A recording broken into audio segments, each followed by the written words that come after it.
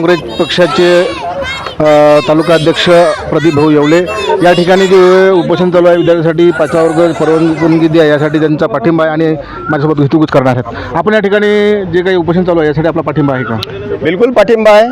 मला सांगा मनोज भाऊ, तुमच्या या चॅनलमार्फत मी सांगू इच्छितो की हे कापूसतळी नारायणपुरातले हे लहान मुलं आणि हे सर्व अल्पसंख्याक मुस्लिम कशासाठी बसले की आमच्या नारायणपूरमध्ये जिल्हा परिषद शाळेतील 4थीपर्यंत कक्षा 4थीपर्यंतच पूर्ण विद्यार्थ्याची ट्रेंथ आहे.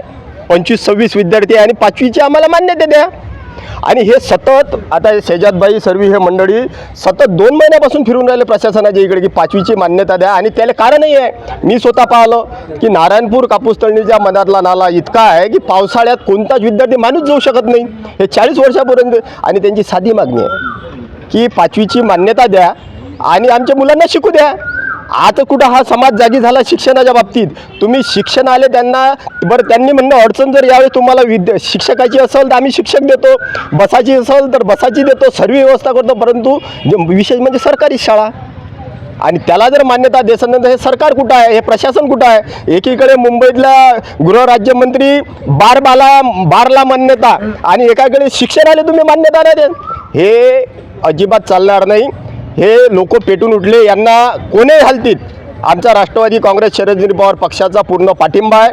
आत्ताच माननीय आमदार साहेबांशी बोललो, खासदार साहेबांशी बोललो, आमदार रोहितदादा पवारांशी बोललो. कोणीही हालतीत या 5वी कक्षाला यांना मान्यता द्यावी लागेल. कारण शिक्षणाचा प्रश्न आहे. ही पिढी शिकली पाहिजेच, हा ज्यांचा उद्देश आहे. हे आमचा पूर्ण पाठिंबा आहे. यासाठी हे लोक बसलेले आहेत. माझ्यासोबत होते प्रदीप भाऊ येवले, राष्ट्रवादी काँग्रेस शरद पवार गटाचे जे तालुका अध्यक्ष आहेत. त्यांचं म्हणणं आहे की यांची मागणी रीतसर आहे आणि आमचा जाहीर पाठिंबा आहे असं त्यांनी यावेळी माझ्यासोबत बोलताना सांगितलं.